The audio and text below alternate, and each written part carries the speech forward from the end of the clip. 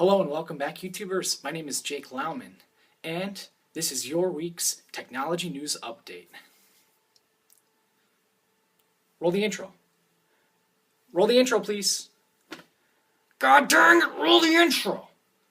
Thank you.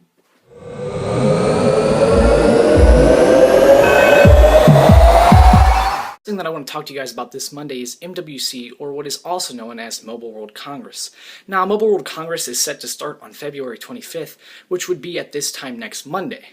And there's about an expectation of about 65,000 people to attend the event in Barcelona, Spain.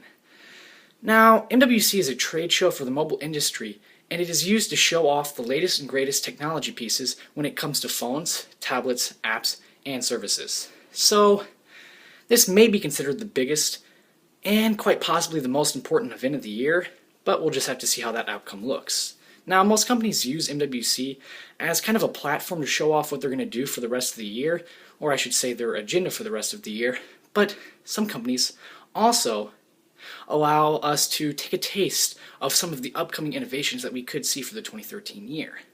So one of the things that we may see and that we're hoping to see is better camera phones. Now, last year at MWC, Nokia launched a 42 megapixel camera phone, and this year we're kind of hoping that Nokia can implement these awesome camera sensors into a Windows-based operating system phone.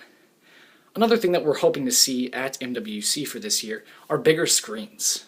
5-inch screens with 1080p HD resolution are just amazing, and that's what's set to be on the new Samsung Galaxy S4 phone. So this kind of opens up a new market which people are calling phablets, which is basically, it's pretty simple, it's just a hybrid between a phone and a tablet, a phablet. So we're hoping to see some phablets at this year's MWC. The last thing that we may also be looking to see is a game-changing tablet. Now when I say game-changing, I don't mean video game revolutionary or anything having to do with video games. When I say game-changing tablet, I just simply mean a tablet that changes the way the game is played with companies, the way that companies perceive and look at the tablet market. Because, you know, I'm very pro-Apple, so I really love the Apple iPad, but I still believe that it has its flaws, and I don't believe that yet that there is a tablet device out there that is considered, or can be considered, perfect. So we're hoping to see some tablets that take advantage of what they have, the hardware I should say, that they have inside the device itself, which Apple does not with its Apple iPad. Now, another thing that we could see is a device, or at least something, that takes advantage of the 4G LTE connection that is rolling out across the world. Now, 4G is said to just allow you to download things quicker and to search the web quicker, but there are so much more capabilities when talking about the 4G LTE connection, so we're hoping that we see devices that take full advantage of 4G.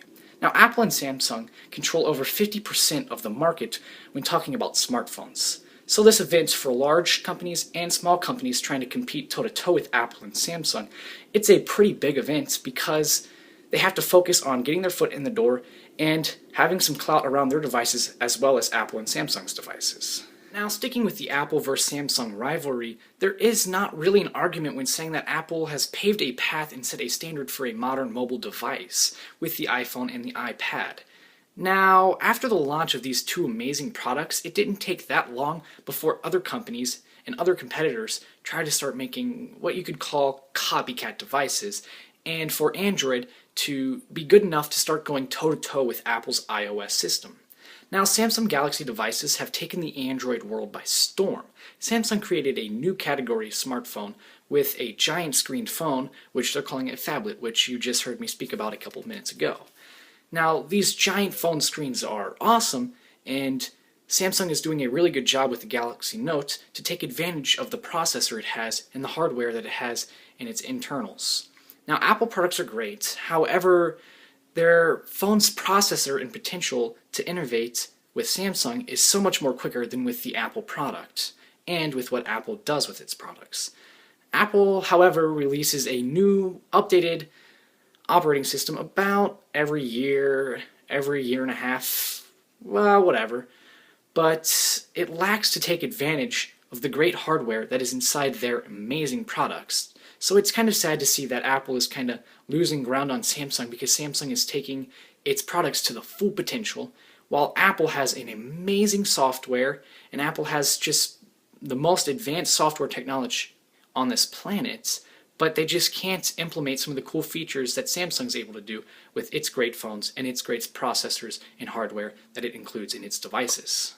So I'm excited, and I hope that I see you guys back here Thursday to watch the first edition of my Behind the Gadgets video, which just takes a quick look into what the companies are doing behind the gadgets that they are producing. You know, what's going on in the stock markets, or what's going on with the buying and selling and trading of companies.